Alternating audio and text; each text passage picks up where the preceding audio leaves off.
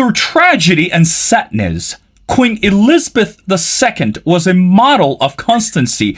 At the age of 96, this beautiful and brave woman passed away recently. Her death will have important repercussions for the monarchy and the future of the United Kingdom.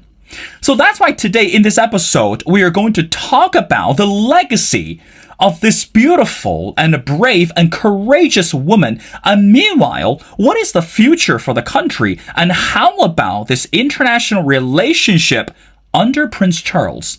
Now, ladies and gentlemen, it's my great honor to invite Professor Nicoletta Gulacci.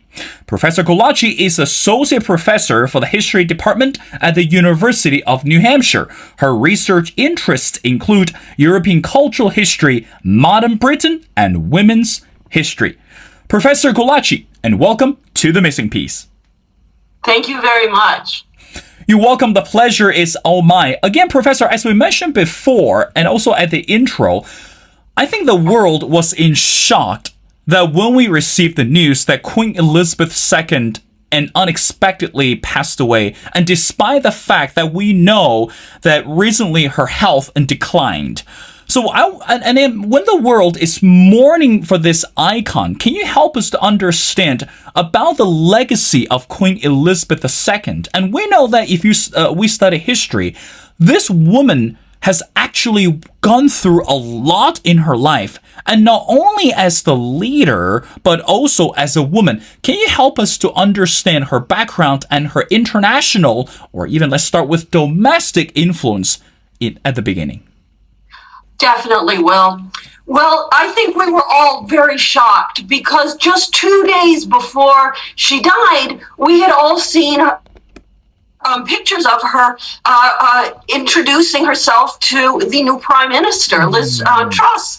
And she seemed vibrant and she smiled and she was fulfilling her constitutional duties right up to the end. So I think in that way, it came as a great shock. We didn't expect that 2 days later she would die.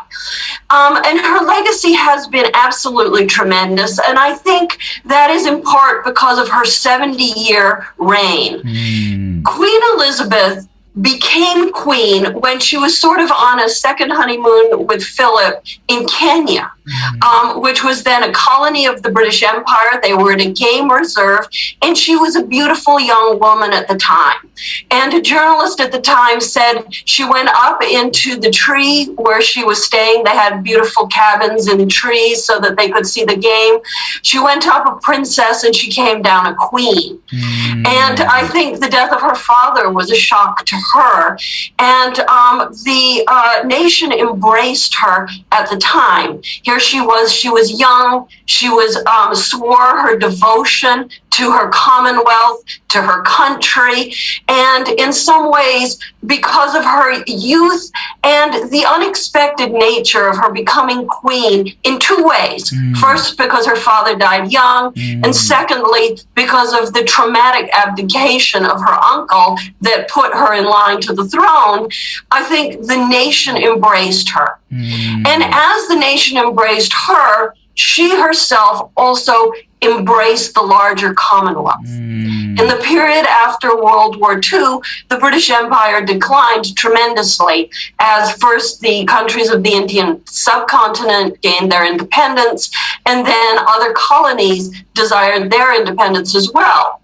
And Elizabeth was pivotal in trying to change Great Britain from an empire based on rulers and subject people to a commonwealth that would be a family of nations.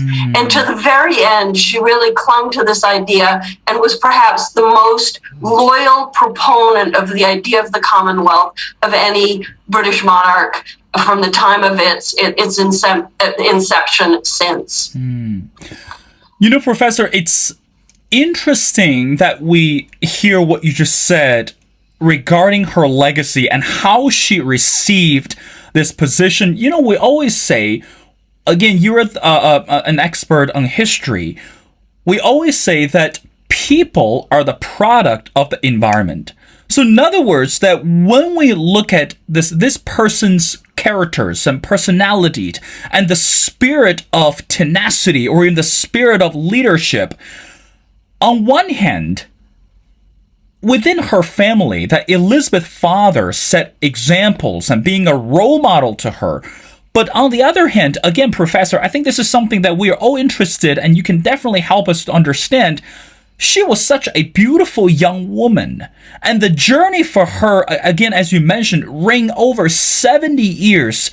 How should we understand the spirit of tenacity and the spirit of persistence? I'm sure that it's not easy for her to make all the decisions. It's not easy for her to delegate all the political or those social, economic, important responsibilities. How did she manage all of that? Because again, as you mentioned before, when we look at her pictures today, when we look at her before her passed away, she will always have this beautiful smile, this positive attitude, this sense of gratefulness. Where did it all come from? Well, I think it's important to remember that Britain had a legacy of powerful queens. Her reign is often referred to as the Second Elizabethan Age. Elizabeth I is considered one of the great monarchs of British history. She successfully defended Britain against invasion of the Spanish Armada, for example. And then Queen Victoria, her, great-grandmother, I think, great-great-grandmother, I never get them quite right. But Queen Victoria had also had a legendarily long reign and was looked upon in some ways as the mother of her people. So Elizabeth came to queenship unapologetically in a country, some of whose greatest monarchs had been queens. She herself, in terms of her character, apparently Churchill met her as a young girl and said that her authoritativeness was extraordinary and her self-confidence. And that, I think, came from growing up in an aristocratic family. She was a woman of tremendous faith, so she was able to assume the role of the leader of the Anglican Church in a way that was sincere. And I think she also came to power at a very difficult time for Britain, because Britain went from being a great empire to a reduced nation, very much impoverished after the Second World War. She assumed the throne in 1952. Her coronation was in 53, and England was still under rationing. They were rationing food. They were rationing clothing. She nevertheless projected an air of optimism at this time and a reassurance to people that things would be all right. So she was able to emotionally show that regal bearing, the majesty of queenship, but at the same time offer a warmth and humanity, and as you said, beauty.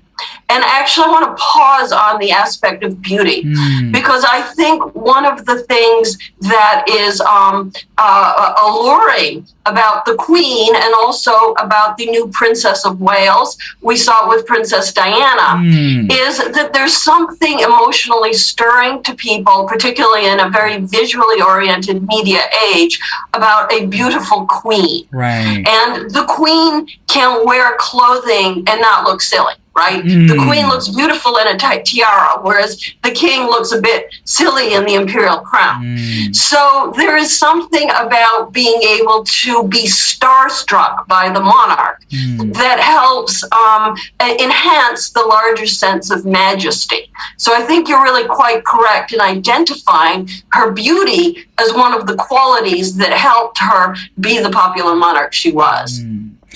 You know, Professor, at the beginning of my journalistic career, I had a mentor. And then initially when I jump into the job, I will never forget until this day what the mentor said to me. And he said, when we tap into any career, and the question is not what we are getting here, the question is what we are becoming.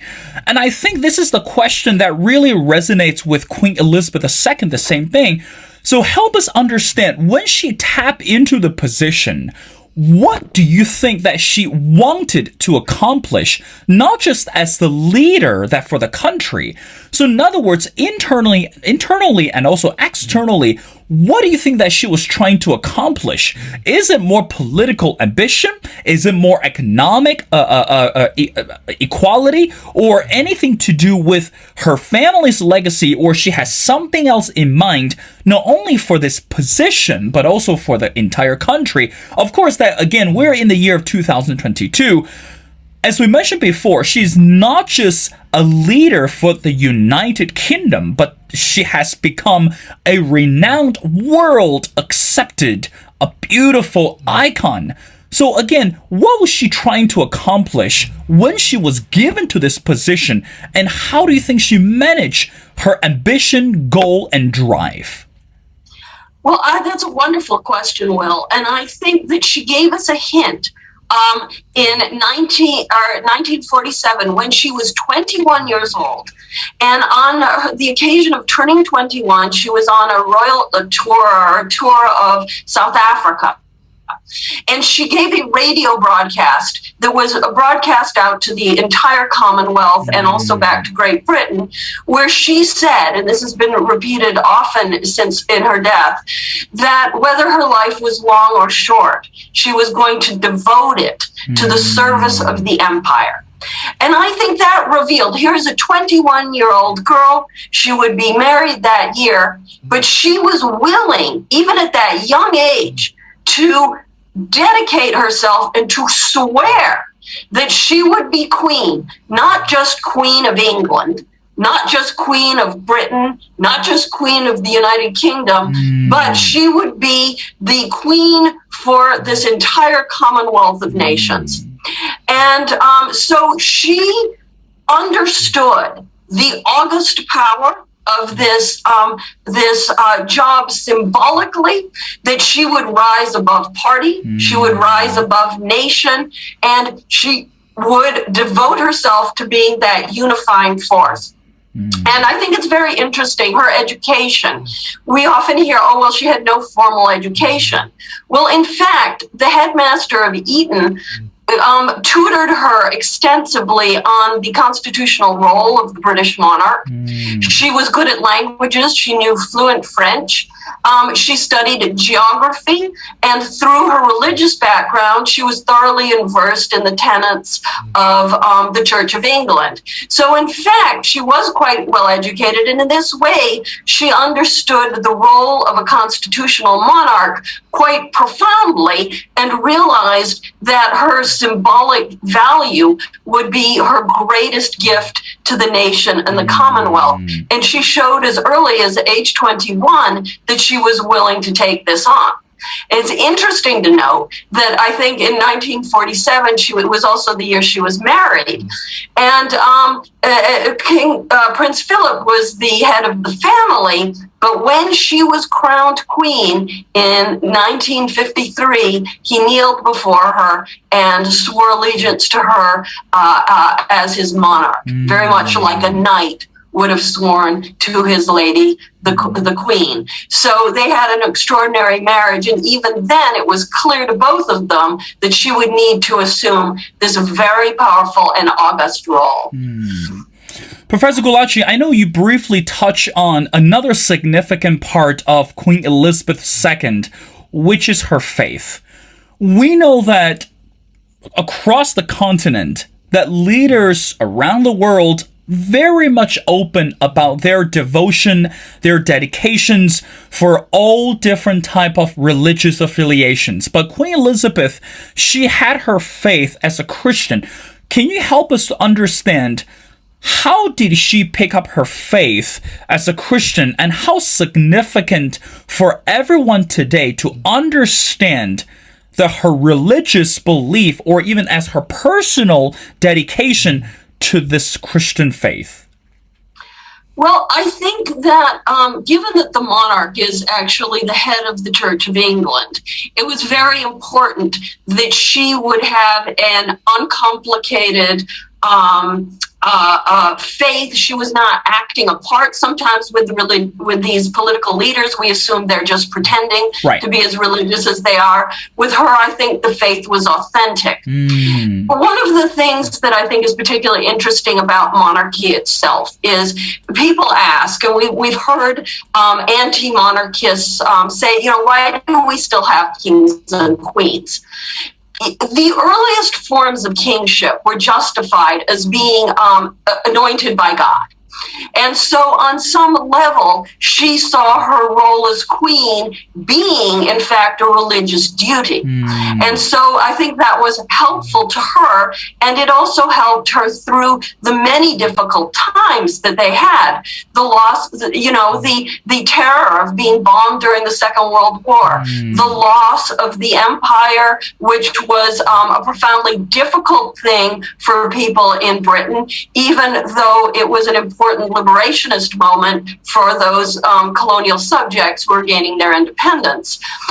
Through the divorce of her children, which she, of course, disapproved of, but the burning, when the fire at Windsor Castle, in each of these things, to be able to look at a higher power than herself and feel internally that she was anointed by God to show leadership in this moment, and that she would do so, surely gave her strength. An important thing to remember, though, was that as Queen of the Commonwealth, she was also very adamant about respecting the different faiths of people within the Commonwealth. So she was a far more multicultural, eclectic, and religiously open monarch than one might have expected from someone her generation. And I think in that way, that was also appealing to people, since she was so open and embracing to all faiths. Professor, it's not easy, and I can testify this myself. On one hand, that we always say faith grows in the midst of the difficulties, or faith tend to show us that what we're actually made of when we are facing hardships and obstacles. But on the other hand, I can't even imagine, again, as a girl that shoulders such major responsibilities and how much tremendously burden that she was carry as the leader, again, as you mentioned before, in this World War II, in this crucial period. Now, let's move on to the successor. I guess that what everyone knows is Prince Charles. Again, Professor, at this moment, help us to understand this legacy of Queen Elizabeth II is not going to be erased, period. The whole world is going to continue to celebrate what this woman has done for the world. But meanwhile, this is going to be a very difficult job to take on for Prince Charles. How should we evaluate the next step for the country? And what does that even mean, not only for the people in the United Kingdom, but also for the people around the world? Go ahead, Professor. Well, I think, again, it's a wonderful question, and it's what we're all waiting to see. Now, I think for most of Charles's life, he has been the object of some bad press. People thought that he was faddish early on in his embrace of the environment, which now looks visionary rather than faddish. There was much criticism about him over the divorce from Diana and the affair with Camilla, and he never seemed to be able to do anything right.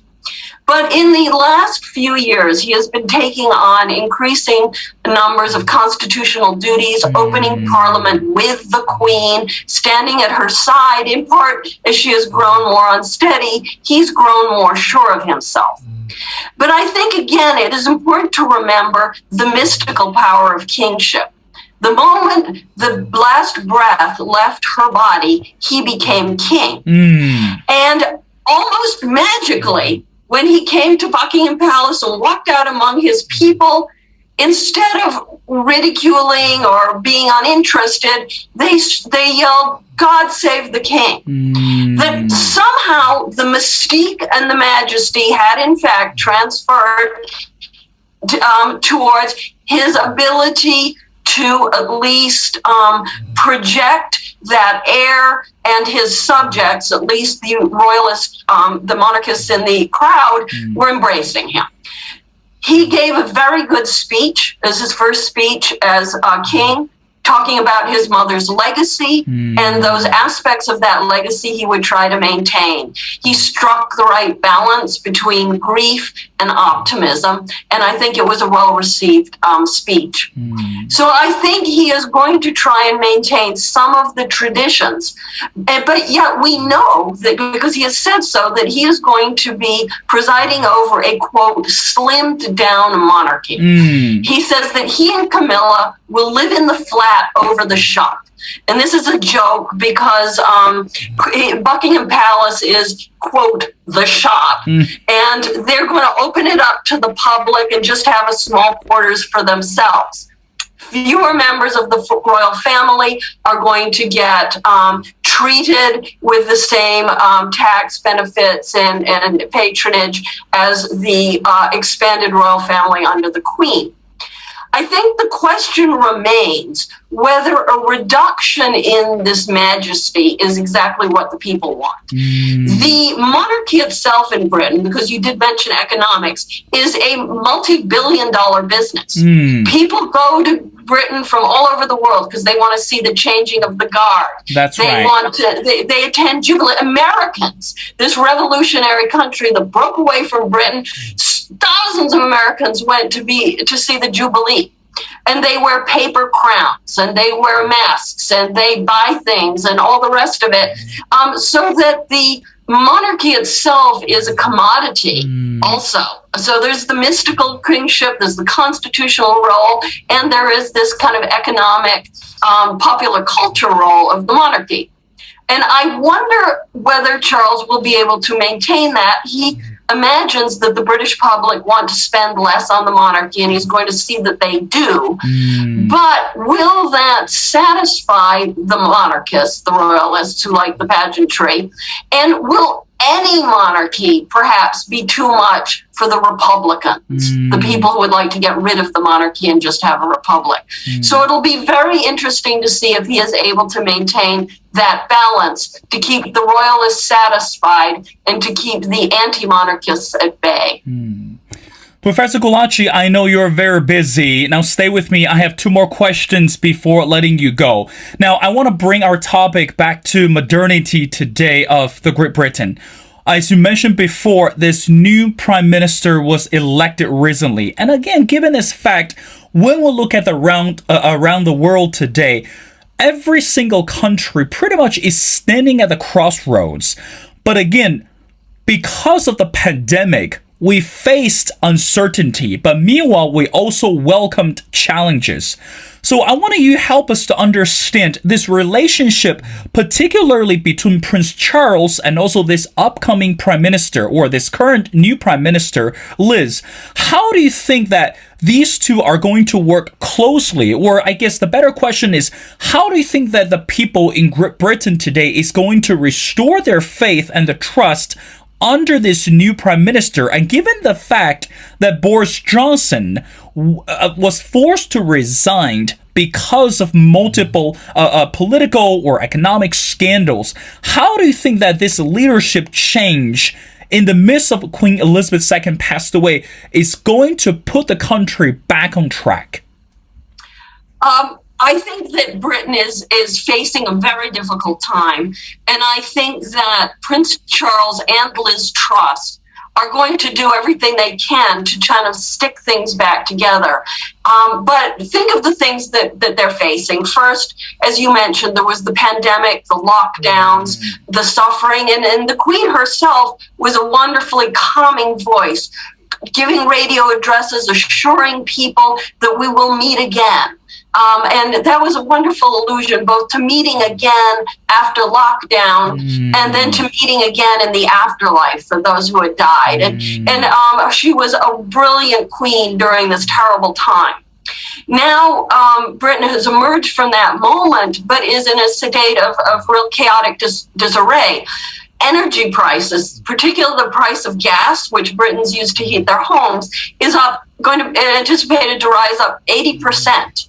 in part because obviously of the war in Ukraine, where with so much of the gas coming to Europe through Russia and through those areas, and a major shortage that is likely to be on hand. So there are threatened strikes taking place, which actually were suspended in honor of the Queen's passing, but will resume again afterwards. Liz Truss is on tenuous ground herself. Boris Johnson fell from grace because of his partying. There was a leadership struggle, which she won, but this maybe, we don't know. Liz Truss herself thinks she's going to be the second Margaret Thatcher. Will she be the second Margaret Thatcher, or will she be the second Theresa May? We don't know yet. So I think within all this moment of crisis and instability, King Charles III is going to need to recognize that the way his mother over the last 70 years stabilized things under similarly difficult circumstances was to stand above the fray and to offer stability and reassurance. So we'll hope he can do that. My prediction, and historians, we're better at looking at the past than the future, right. So I may be totally wrong. My prediction is King Charles III will last much longer than Liz Truss, but we'll see.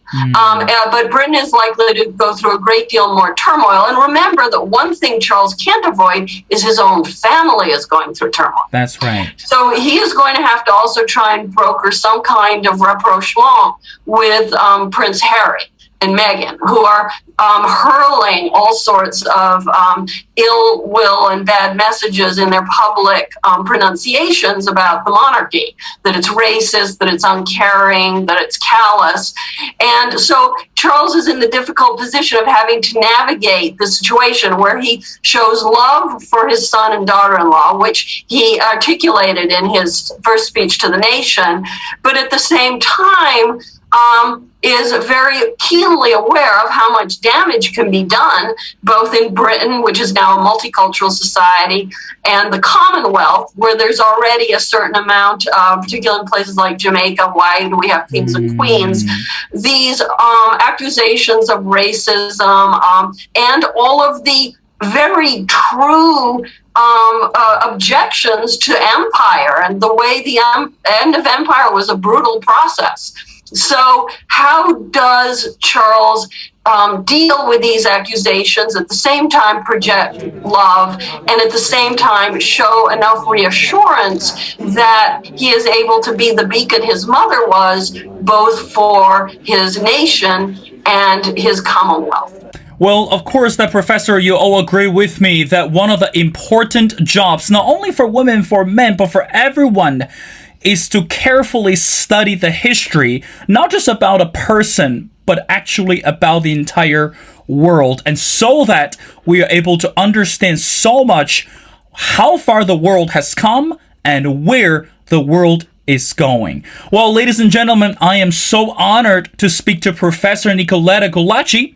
And again, Professor Golaci is Associate Professor of the History Department at the University of New Hampshire. Her research includes European cultural history, modern Britain, and the women's history. Professor, thank you so much for taking your time to join the show. It's been a pleasure of speaking to you regarding Queen Elizabeth II and the entire country. And meanwhile, I'd love to have you back on the show as we continue to discuss more relevant topics. Thank you, Professor. Thank you very much, Will. I enjoyed this greatly, and I would love to speak to your fans again.